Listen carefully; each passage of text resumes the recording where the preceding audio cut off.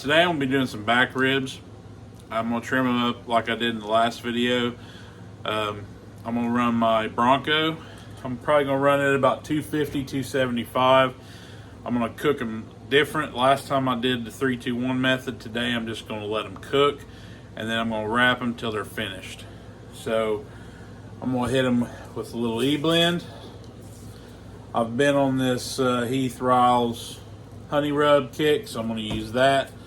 But then I'm going to top them off with a little bit of this cherry apple habanero rib glaze from Cosmos.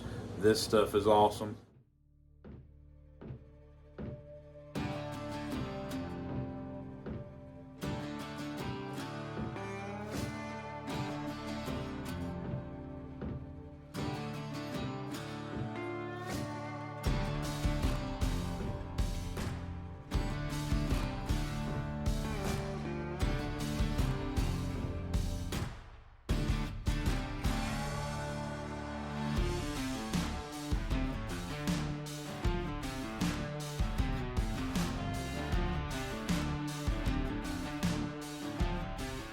This is it. We got them on. We'll just let them cook. Now it's been 2 hours. Color looks great. Let's get these things wrapped.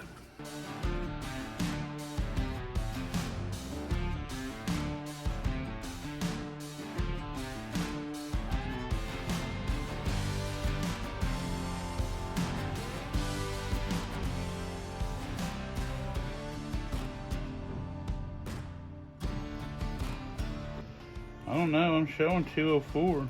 I got them back on.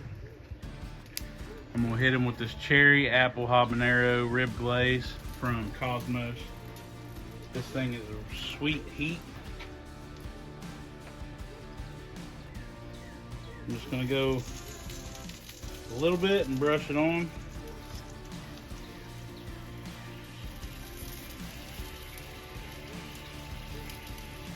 I think that's gonna make for some killer ribs right there.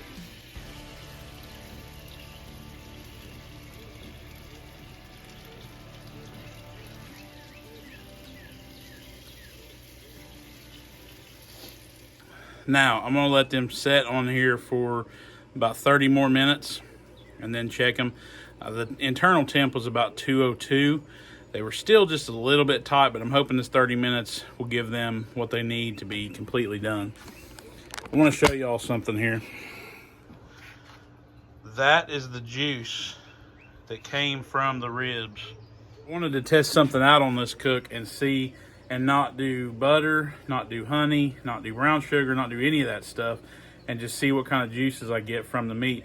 That's the juices. I did not add anything. You see me wrap them. I added nothing. That came strictly from the meat.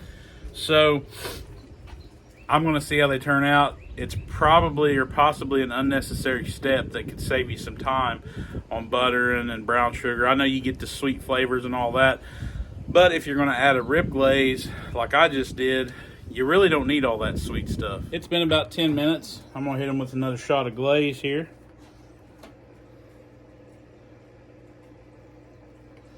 Just a real quick shot, just so they can continue to cook.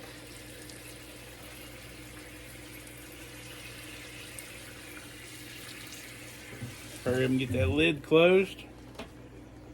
That's probably all the glaze I'm going to put on it. I'm going to check it here real quick in about 5 or 10 more minutes. See where my internal temp's at, just to make sure. I don't want to get them too done because I want them dry. But we'll see where we're at, and then I'll give you a total cook time and the whole process in the recap. And that way I can show you how we can do these ribs quicker if you're crunched for time, but you want some good ribs. All right, let's do a quick recap here before we cut into these. I was stressed for time today, so because I got to work, but I wanted some ribs. I wanted some good smoked ribs. So what I did was I threw some ribs on. I had some back ribs. I trimmed them up a little bit, hit them with a little bit of E-blend, hit them with some of that Heath Riles honey rub. I love that rub, so I'm using it on everything now. And threw these things on for 2 hours unwrapped. Once it hit that 2 hour mark, I looked at them. The bone pull was starting to be pretty good. When I say bone pull, I mean the meat was coming off the, like shrinking on the bone. You could see more of the bone. Once I seen that, I wrapped them in foil for an hour and checked them. The internal temp was at 202, I think. So I took them out of the foil after an hour and put them back on the smoker, hit them with a little cherry apple habanero rib glaze, and let them cook for another 30 minutes to see where they were at. They're at 210 when I pulled them. They've been sitting here. I just pulled the membrane off. I didn't pull it off when I cooked. No particular reason, I just forgot, but it ain't gonna hurt it. I've cooked them with, I've cooked them without. See how we did.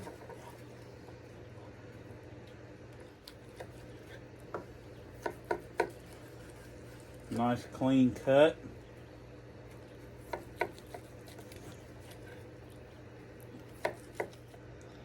Let's go ahead and grab this one right here.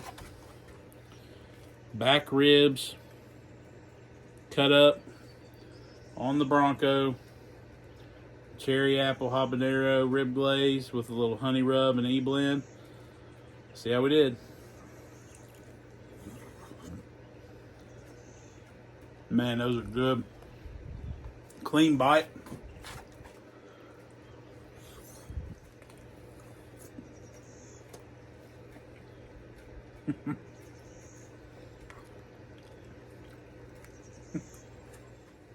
It don't get no better than that right there.